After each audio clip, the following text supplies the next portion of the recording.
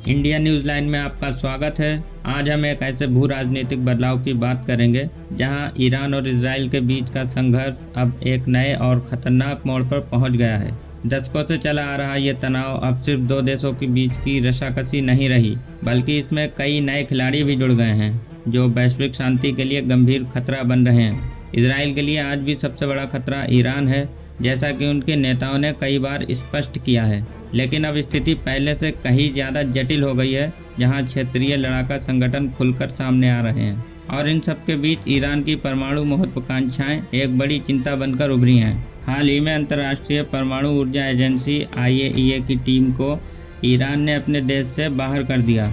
Iran का आरोप है कि IAEA के प्रमुख राफेल ग्रासी ने मोसाद के एजेंट के तौर पर काम करते हुए ईरान की परमाणु सुविधाओं से जुड़ी गोपनीय जानकारी इजराइल तक पहुंचाई। घटनाक्रम के बाद एक और बड़ी खबर सामने आई जिसने वैश्विक समुदाय को चौंका दिया। उत्तर कोरिया के तानाशाह किम जोंग ने ईरान को परमाणु बम बनाने में मदद करने का ऐलान किया है। किम जोंग ने दावा किया है जैसे उसने तमाम अंतर्राष्ट्रीय प्रतिबंधों के बावजूद अपने देश के लिए परमाणु हथियार बनाए, वैसे ही वे अब ईरान की मदद करेंगे और जल्द ही परमाणु परीक्षण होने जा रहा है। यह घटनाक्रम परमाणु अप्रसार संधि के लिए एक बड़ा झटका हो सकता है। अगर ईरान परमाणु शक्ति बन जाता है तो इससे मध्य पूर्व में हथियारों की एक नई होड़ शुरू हो सकती है, जिसके गंभीर परिणाम हो सकते हैं। यमन, लेबनान और इजराइल परमाणु मुद्दे के अलावा क्षेत्रीय संघर्ष भी तेज हो सकते हैं। यमन के हूती विद्रोहियों ने इजराइल पर ड्रोन हमला करने का दावा किया है। हालांकि इजराइल ने कहा है कि ये ड्रोन उनके हवाई क्षेत्र से बाहर गिरा। इसके जवाब में इजराइल ने दक्षिणी लेबनान में हिजबुल्लाह के ठिकानों पर हमले किए। हिजबुल्लाह ने भी जवाबी कार्रवाई करते हुए इजराइल पर बड़ा पलटवार किया। हिजबुल्लाह के जनरल सेक्रेटरी शेख नईम कासिम ने एक वीडियो जारी कर धमकी दी है कि उनकी रद्वान फोर्सेस इजराइल में घुसने के लिए पूरी तरह तैयार हैं। उन्होंने लेबनान सरकार पर भी नाराजगी जताई और कहा कि 2024 में हुए सीज फायर का इजराइल ने 2000 से भी ज़्यादा बार उल्लंघन किया है। इस बीच चीन ने भी ईरान को ड्रोन और अत्याधुनिक मिसाइलों के विकास में मदद करने का ऐलान किया है। ईरान ने हाल ही में चीन से 4.5 जनरेशन के जेट भी खरीदे हैं, जो अमेरिका के B-2 स्टील्थ बॉम्बर को टक्कर दे सकते हैं। एक तरफ जहां मध्य पूर्व में तनाव बढ़ रहा है, वहीं रूस यूक्रेन युद्ध भी नए मोड़ ले रहा है।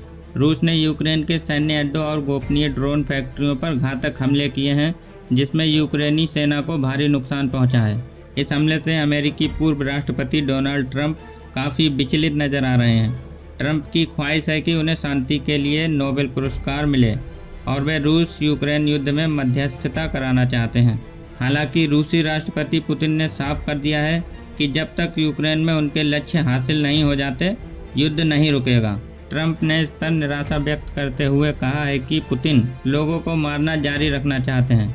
ये बयान तब आया जब इजराइल गाजा में समान कार्रवाई कर रहा है और ट्रंप ने उस समय कोई चिंता नहीं जताई थी। इस बीच खबर है कि अमेरिका का लगभग $2 बिलियन का एक B-2 स्टील्थ बॉम्बर मार गिराया गया है, जिसे अमेरिका सेना ने अपने इतिहास का सबसे बड़ा नुकसान बताया है। अमेरिका में राजनीतिक मोर्चे पर भी नई हलचल है। एलन मस्क, जिन्होंने पिछले राष्ट्रपति चुनाव में डोनाल्ड ट्रंप का समर्थन किया था, अब उनके खिलाफ खड़े हो गए हैं। एक रिपोर्ट के अनुसार 40% अमेरिकी चाहते हैं कि एलन मस्क अपनी एक नई राजनीतिक पार्टी बनाएं और उन्हें समर्थन दें।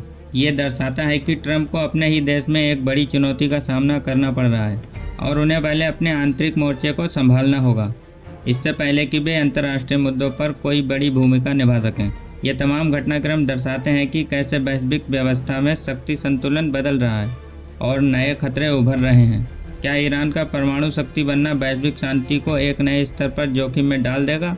और क्या अंतर्राष्ट्रीय समुदाय इन जटिल चुनौतियों का समाधान खोज पाएगा, या फिर हम एक अनिश्चित भविष्य की ओर बढ़ रहे हैं? अपनी राय कमेंट बॉक्स में साझा करें। इंडिया न्यूज़ लाइन के साथ बने रहें।